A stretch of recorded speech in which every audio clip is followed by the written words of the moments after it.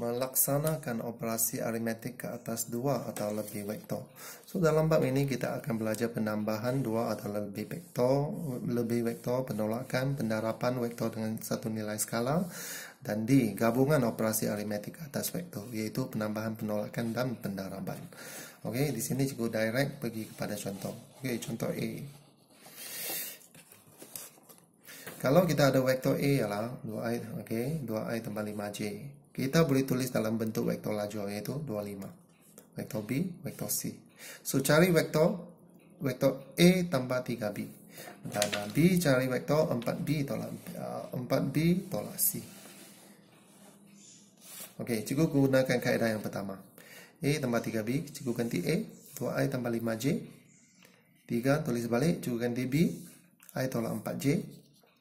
Okey, 2i tambah 5j, 3 dalam masuk 3 dalam i, 3i, 3 dalam 4, negatif 12i. So, daripada hasil tambah, 2i tambah 3i, 5i. 5i tolak 12j, 5j tolak 12j, kita dapat 5i tolak 7j. Ini kaedah pertama, kita guna vektor unit, ij, ataupun kita boleh menggunakan vektor lajur. Okey, ataupun kita boleh menggunakan kaedah vektor lajur. Okey, macam ini. So, A, kita gunakan vektor lajur 25. B, vektor lajur 1, negatif 4. 3 di sini. Dan 3 darab masuk. 3 darab 1, 3. 3 darab negatif 4, negatif 12. Okey. So, 2 tambah 3. 5 tolak 12. Kita dapat 5, negatif 7. So, kedua-dua kaedah ini boleh kita gunakan untuk menyelesaikan soalan macam ini. Okey, contoh yang kedua. Kalau cikgu buat 4C, 4B tolak C. Sama juga kaedah vektor unit ij. Ganti I, ganti B, vektor B.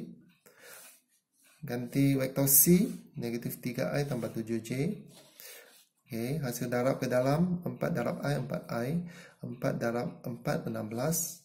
Tolak, darab tolak, positif 3i. Tolak, darab tambah, tolak 7j.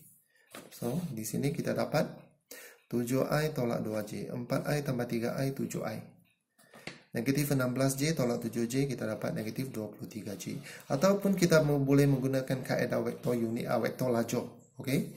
So, 4 ini ialah, vektor B ini ialah 1, negatif 4. Vektor C ini ialah negatif 37. Okey, penyelesaian dia tetap sama. Nilai skala ini kita kena darab masuk 4 darab 1, 4. 4 darab negatif 4, negatif 16. Okey, dan akhirnya kita dapat jawapan ini dalam bentuk lajur. So, jawapan yang kita dapat dalam bentuk ini dan bentuk yang tadi adalah sama. Senang penambahan. Okey, next. Menyelesaikan masalah yang melibatkan vektor. Ini ada susah sikit lah. Okey, cuba beri 3 contoh. So, contoh pertama, diberi vektor AB 6i tambah 4j, vektor CD 2i tambah m tolak 2j. So, cari jika vektor AB selari dengan CD, cari nilai m. Kita mau cari nilai m ini. Okey, jika vektor AB selari dengan CD. Okey, vektor AB selari dengan CD. Kalau kita nampak AB selari dengan CD, kita tulis macam ini. AB sama dengan lambda sini. Ini sangat penting ya. Ini sangat penting. Okey. Lambda ini adalah satu nilai yang kita akan cari nanti ya. Okey. So, apa yang kita buat sekarang? Kita gantikan nilai. Okey. 6AB ialah 6i tambah 4j. Ganti. Lambda tulis balik. CD ialah 2i tambah m tolak 2j. Okey. Kemudian lambda darab masuk. 2 darab lambda, 2 lambda i. Lambda darab di sini. M tolak 2 lambda j. Okey, kemudian kita menggunakan kaedah perbandingan. Apa yang kita bandingkan? Kita bandingkan I dengan I.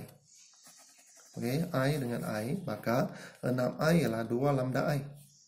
I ialah 2 lambda I. So, I di sini kita boleh cancel. So, apa yang kita dapat? 6 sama dengan 2 lambda dan lambda sama dengan 3. So, perbandingan yang pertama, kita bandingkan I.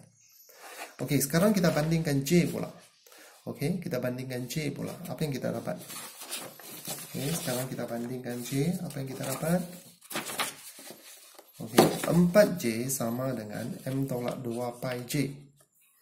4J sama dengan M tolak 2 lambda J. Okey, 4J sama dengan M tolak 2 lambda J. Apa yang kita dapat?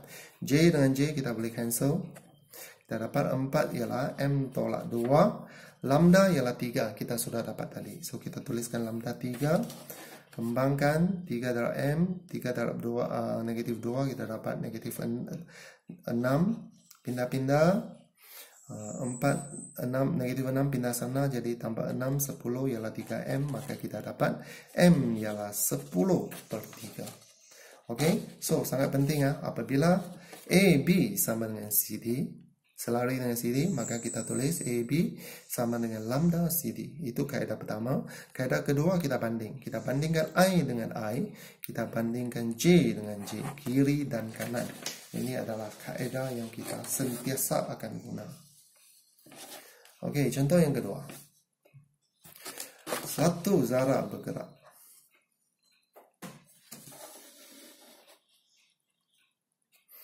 Satu zarah bergerak dari titik A. Okey, zarah itu berada dari di sini pada permulaannya. So, vektor hal laju ialah 3I tolak J. Ini ialah vektor hal laju. 3I tolak J. Selepas di saat zarah itu berada di kedudukan S. Dia bermula dari sini, kemudian datang ke sini. Okey, macam mana cikgu tahu arah ini macam ini? Sebab vektor hal laju dia ialah 3I tolak J. Okey, 3I maksud dia I, 3 kali I. Negatif J maksud dia ke bawah. I, negatif J. That's why cikgu tahu arah dia ke sini. 3I tolak J. Ada IJ, kita tahu arah dia. So, selepas di saat zarah itu berada di S, so dia berada di kedudukan sini, maka OS adalah OA tambah TV. Ini yang kita dapat. Okey, sekarang cari laju. Apa itu laju? Ini ialah hal laju. Okey, ada arah dan magnitude. Kalau laju maksud dia kita cari magnitude untuk hal laju. So, apa yang kita dapat? So, hal laju ialah 3I tolak J.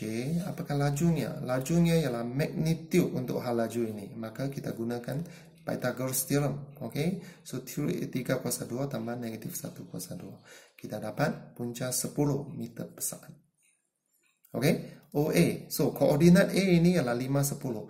Maka kita tahu vektor OA. OA ini ialah vektor kedudukan kan? Vektor kedudukan. OA ialah 5I tambah 10J.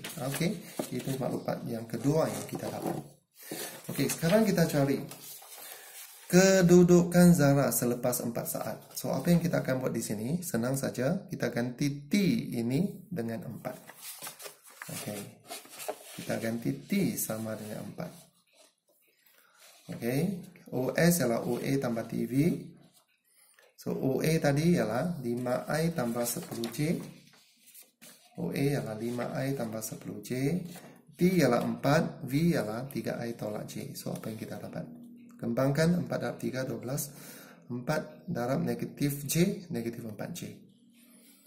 Selepas diringkaskan 5I tambah 12I, 17I, 10J tolak 4J, 6J. Ini adalah kedudukan OS yang kita dapat. Kalau OS ini ialah vektor kedudukan. Okey, OS ialah vektor kedudukan. O ialah asalan. So, maksud dia, zarah itu berada pada kedudukan pada koordinat 17,6. Zarah berada di koordinat 17,6. Sebab kita tahu vektor kedudukan OS ialah 17I tambah 6J. Okey. Soalan ketiga, bila zarah itu berada di kanan asalan. Bila zarah berada di kanan asalan. Okey, berada di kanan asalan iaitu berada di sini. Ini ialah asalan, berada di sini. Itu ialah kanan asalan. Kalau kanan asalan, apa yang kita dapati ialah kita ada nilai X. Ada nilai I. Tetapi kita tidak ada nilai J. Okey, J itu ialah ke atas atau ke bawah. Okey, so apa yang kita boleh buat ialah macam ini. Soalan 3. Okey, so cikgu gunakan formula yang diberi. OS ialah OA tambah TV. Sekarang cikgu gunakan kaedah vektor laju. Okey, OA ialah 5, 10. V ialah 3, negatif 1. Okey, 3I tolak J. 3I tolak J iaitu 3 negatif 1. Cikgu tukar bentuk menjadi bentuk laju. So, T darab ke dalam. 3T, negatif T. Hasil tambah 5 tambah 3T. Okey, ini 10 tolak T. Okey, zarah berada di sebelah kanan O. Apa yang cikgu bincangkan tadi ialah, kalau zarah berada di sebelah kanan O, zarah ada nilai ada nilai I. Ini ialah I. Dia ada nilai I. Tetapi yang ini, nilai J ini ialah kosong. Betul tak? Nilai J ialah kosong. So, apa yang kita dapati ialah 10 tolak T sama dengan kosong. Maka T ialah 10 saat.